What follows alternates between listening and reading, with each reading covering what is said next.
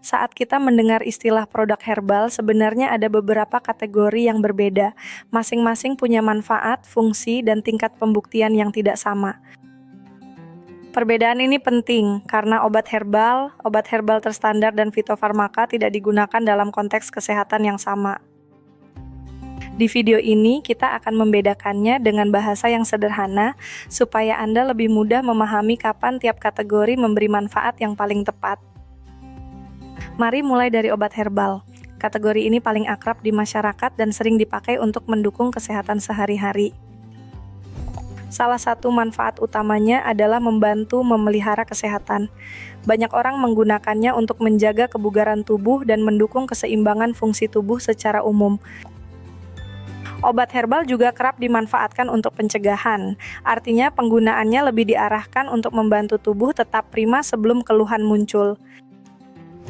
Selain itu, kategori ini sering dipakai untuk meredakan keluhan ringan, misalnya saat tubuh terasa kurang nyaman, stamina menurun, atau muncul gangguan kecil sehari-hari. Manfaat lain yang sering dikaitkan dengan obat herbal adalah membantu proses detoksifikasi alami. Maksudnya, mendukung kerja tubuh dalam menjaga fungsi alaminya tetap seimbang. Disinilah letak peran utamanya. Obat herbal umumnya hadir sebagai pendukung kesehatan, bukan sebagai pilihan dengan tingkat penggunaan medis yang paling tinggi. Karena itu, konteks penggunaannya sangat identik dengan dukungan kesehatan umum. Banyak dipilih saat kebutuhan utamanya masih berada pada level pemeliharaan dan keluhan ringan. Kalau dibayangkan secara sederhana, obat herbal berada di lapisan awal. Ia dekat dengan kebiasaan hidup sehat dan pemanfaatan bahan alam untuk penggunaan harian. Jadi, manfaat obat herbal paling kuat dipahami sebagai dukungan kesehatan sehari-hari yang bersifat umum, ringan, dan preventif.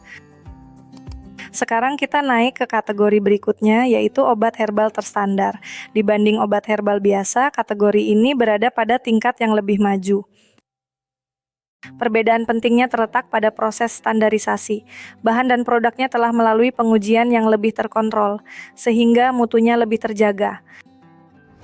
Salah satu manfaat besar dari obat herbal terstandar adalah aspek keamanan yang telah diuji di laboratorium. Ini memberi dasar yang lebih kuat untuk penggunaannya. Dengan pengujian seperti itu, pengguna tidak hanya mengandalkan tradisi atau kebiasaan, tetapi juga mendapat dukungan dari proses ilmiah yang lebih tertata. Manfaat berikutnya adalah efektivitas yang lebih konsisten. Karena bahan baku dan prosesnya lebih seragam, hasil yang diharapkan juga cenderung lebih dapat diprediksi. Ini yang membedakannya dari obat herbal biasa, yang lebih sering digunakan sebagai dukungan umum untuk kebutuhan kesehatan sehari-hari. Obat herbal terstandar biasanya mulai digunakan untuk membantu mengatasi gangguan kesehatan menengah. Artinya konteksnya sudah lebih spesifik daripada sekadar menjaga kebugaran umum. Pada titik ini, orang mulai mencari produk yang tidak hanya alami, tetapi juga memiliki mutu yang lebih konsisten dari satu penggunaan ke penggunaan berikutnya. Kalau kita susun berdasarkan tingkat penggunaan, obat herbal terstandar berada di tengah. Ia lebih kuat pembuktiannya daripada obat herbal biasa, tetapi belum setara dengan fitofarmaka. Jadi manfaat utamanya bukan hanya membantu kesehatan, tetapi juga menghadirkan rasa percaya yang lebih tinggi karena ada pengujian keamanan dan standarisasi efektivitas. Inilah sebabnya obat herbal terstandar sering dipandang sebagai jembatan antara pemanfaatan herbal tradisional dan pendekatan yang lebih terukur secara ilmiah.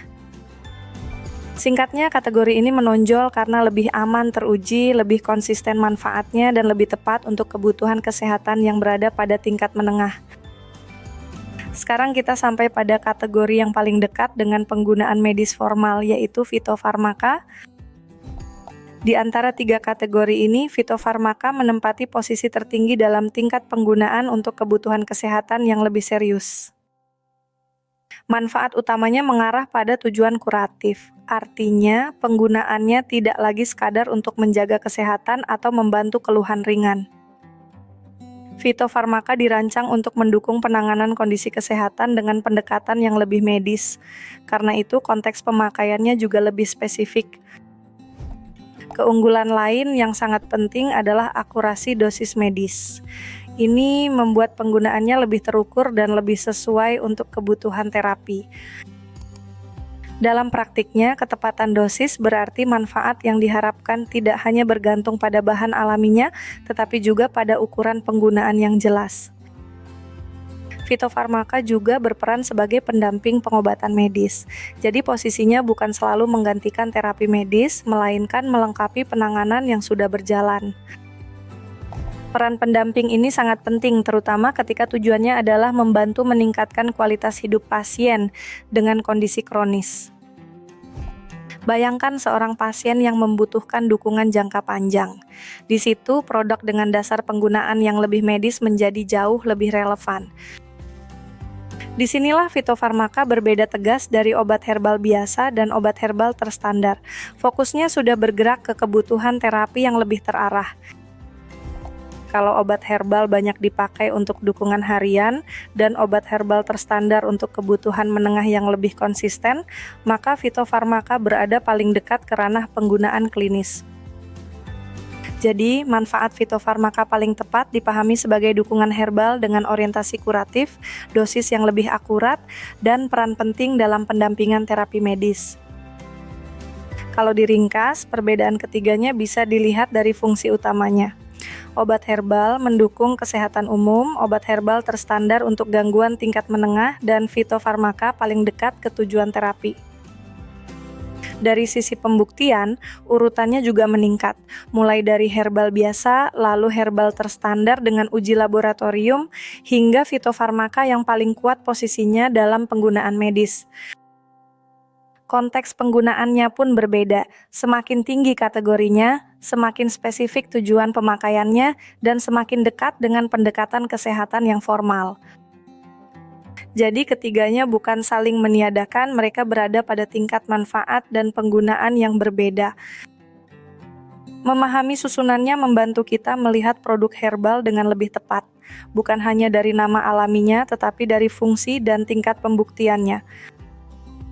Pada akhirnya, memahami perbedaan kategori produk herbal membantu kita memilih dan menggunakannya dengan lebih tepat sesuai kebutuhan kesehatan. Dengan mengenali fungsi, tingkat pembuktian, dan konteks penggunaannya, Anda bisa melihat kapan obat herbal terstandar, atau fitofarmaka menjadi pilihan yang lebih sesuai. Semakin baik kita memahaminya, semakin bijak pula kita menempatkan produk herbal sebagai bagian dari upaya menjaga kesehatan.